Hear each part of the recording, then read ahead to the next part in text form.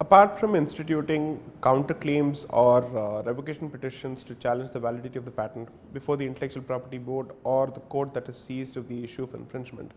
the defendant has certain other options which have been provided for under the Act. The first of which would be Section 107 under the head of defenses to a suit for infringement. What this provision basically does is this: it gives the defendant the option of not filing revocation petitions or counterclaims under Section 64 and merely raising defenses by invoking the grounds under Section 64 to challenge the validity of the patent. So, in practical terms, how does this work out, or how does this play out? So, when a defendant is called upon to file the written statement in response to the plaint of the patent in a suit for infringement, what the defendant could do is to basically first of all respond to the allegations relating to infringement, and also raise defenses under Section 107 by invoking grounds of invalidation under Section 64. So, apart from having raised those defenses, the defendant is also expected to cite prior art to support each of those defenses. Now, the difference between a situation where the court is seized of a counterclaim and a suit for infringement, and where a court is merely seized of a situation where the defendant has raised grounds under Section 107 without filing a counterclaim, is this: in the former, the court has the power to revoke the patent since a counterclaim has been filed seeking revocation of the patent, whereas in the latter, it is not the revocation that is sought. Instead, what is sought is non-enforcement of the patent in light of the defenses or the grounds of vulnerability that have been pointed out by the defendant. Therefore, although this appears to be a technical difference, this is a very real limitation on the power of a court to revoke a patent if the defendant does not institute a counterclaim for the revocation of a patent before the court. As far as Section 107 is concerned, one of the questions that could be raised is, or this is a question that can also be raised with respect to Section 64. Is it possible for a defendant to go beyond the grounds which have been provided for under Section 64 or 107 to challenge the validity of a patent? The answer has to be a straightforward no, for the simple reason that Section 64 makes it abundantly clear through its language that the grounds that have been provided for to challenge the validity of a patent under the provision are exhaustive in nature. Since Section 107 limits itself to the grounds that have been provided for or enumerated under Section 64, it is not possible for a defendant who invokes a defense under Section 107 to go beyond the grounds that have been provided for under Section 64. This aspect of the issue has been interpreted by the Division Bench of the Delhi High Court. In fact, it was done way back in 1996 in the case of Franz Xaver Humer versus New Yash Engineers, where it was sought to be argued by the defendants that it is permissible for them to go beyond the grounds of Section 64 when a defense is raised under Section 107. Interpreting both the provisions, the court arrived at the conclusion that since Section 107 refers to or incorporates by reference Section 64, the grounds of Section 64 circumscribe the grounds of or the defenses that are available under Section 107. Does this mean that it is impermissible for a defendant to raise grounds which are not available under Section 107 or Section 64? No. Should the defendant place reliance on issues or facts which go beyond Section 107, then it is possible for the defendant to place a combined reliance on Section 107 and those aspects which are foreign to 107. What it simply means is that if the defendant chooses to place reliance or invoke Section 107 alone, then he cannot introduce grounds or facts which are alien to Section 64. However, if he chooses to use Section 107 as one of the defenses available to him in a suit for infringement, then he can use grounds which are not available under Section 64 as well. So, for instance, if there are aspects related to a patentee's conduct either before the patent office which are not necessarily grounds of revocation under Section 64, or in the market which are not necessarily grounds under Section 64, apart from raising grounds under Section 64 and reading them along with 107, it is absolutely within the rights of the defendant to point out to those aspects of the patentee's conduct which have a bearing on aspects of equity, which in turn have a bearing on the grant of an interim injunction. So, for instance, if during the course of the examination of a patent, or a patent application, the patentee chooses to not comply with the directions issued by the controller or the examiner to rectify certain objections, and yet somehow the patent office goes on to grant the patent,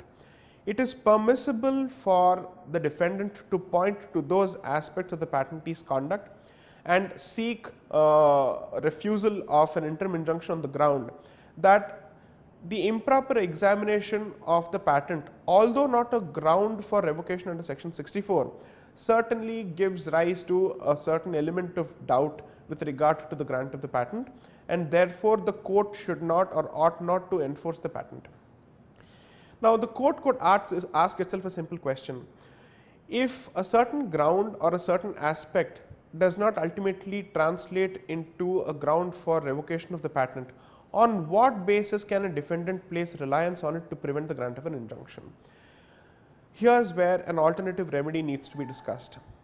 Assuming that a patent has been granted in compliance with, at least in letter, of all the provisions of the Act, but still ultimately militates the object of the Act one way or the other, it is potentially open for a defendant or a third party to file or institute a writ petition seeking the interference of the writ court in a situation where a court cannot otherwise revoke the patent, or any other firm cannot otherwise revoke the patent using statutory grounds. So, one instance could be this: if a patent application was taken up for examination after the expiry of the term of the patent itself, would it be possible for a third party to challenge the examination and subsequent grant of a patent on the ground that, although there is no express provision under section 64 to challenge the grant of a patent on grounds that it has been granted or examined after the expiry of its term, it could still invoke a writ petition as an option to challenge the validity of a patent? This is something that has happened in the past, where the patent office has taken up applications which have expired and has gone on to examine and grant those patents after the expiry of the term. In such a situation, it can be nobody's case that merely because this is not a ground for revocation under section 64, the public or third parties have to suffer the continued subsistence of the patent on the register of the patents. Now, this is insofar as the grounds of defenses to a suit for infringement is concerned. Another interesting defense which warrants serious attention is section 107A of the Patents Act. Section 107A has two aspects, the first of which is known as the Bolar exemption, and the second is popularly projected as the parallel import defense, which I humbly beg to differ with. As far as the first Bolar exemption is concerned, it provides that it is absolutely within the rights of a third party to use a patented invention to the extent that the use is restricted to generation of regulatory information to bodies inside or outside India, or for the purposes of research. As far as the second defense is concerned, which is section 107AB, the popular assumption or the myth, at least in my opinion, is that section 107AB refers to parallel imports, and it permits a defendant to import a patentee's product from a foreign jurisdiction without attracting allegations of infringement. My humble submission is that this is a policy based reading of the provision, which has got nothing to do with the actual language of the provision or the legislative history of this particular provision. I have written in detail on this particular aspect of the issue, where I have gone on to say categorically that section 107 has got nothing to do with parallel importation by way of international exhaustion. The problem with the interpretation or the popular conception is it assumes that parallel importation is only by way of international exhaustion, and there can be no other legal means to import parallelly the patented product. If one were to look into the legislative history of the amendment of section 107AB in 2005 and the parliamentary debates on this issue, it actually points to a different scenario where all that the provision permits or empowers the government to do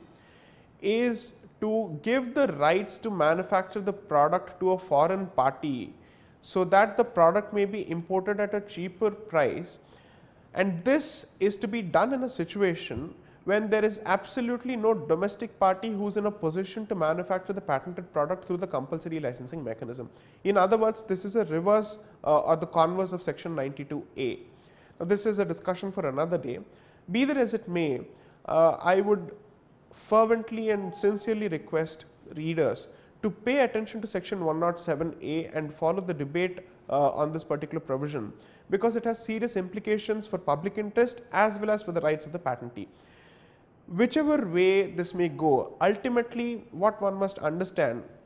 is that there cannot be any policy based discussion on a statutory provision without reference to the language of the provision, without reference to those permitted aids which help us understand the actual import of the provision. Therefore, if one has to really understand the provision, and assuming that there is an ambiguity in the language, then the maximum that one can go to reduce this ambiguity or to eliminate this ambiguity are internal and external aids of interpretation, but policy arguments cannot be used to advance a position which does not find any resonance with the language of the provision. Now, this is with respect to the defenses. The one thing that I would urge students of patent law to understand is that ultimately patent law is law, although it is law that deals with science. In which case, whenever we discuss patent infringement or patent litigation in general, it is important for students to first of all be at home with certain aspects of litigation, which is procedure, which would mean a fair amount of familiarity with the Code of Civil Procedure and the Evidence Act. Besides that, it is strongly urged that students are completely at home with doctrines and principles of equity, which are frequently used and which are frequently relevant in any litigation, and patent litigation is no exception to this proposition. Therefore, anybody who is interested in taking up patent litigation as a choice of career, I would seriously urge them to start understanding principles of property first, elements of property jurisprudence first, principles of equity first, before they proceed to understand patent law, because at the end of the day, patent law is not a peculiar exception to principles of property jurisprudence or equity, which have been well settled for all these years and centuries. Therefore, if one has to seriously understand the subject in all its in a very comprehensive fashion, the approach cannot be to read the Patents Act alone in a blinkered fashion. There has to be a conscious effort to tie this with other aspects of general litigation such as constitution, because there is also the element of access to medicines that has to be understood from a constitutional standpoint, the right to health, the right to life, so on and so forth. Plus, there has to be an effort to understand how do equitable principles when it comes to grant of equitable reliefs such as interim injunctions play out in the context of patents. Is there a significant departure when it comes to patent law? To summarize what I have said, no discussion of the Patents Act is complete without a reference to the Act and the express provisions and the language of the provisions. That said, no understanding of the subject as a whole is complete without reference to general principles of property and general principles of equity. Thank you.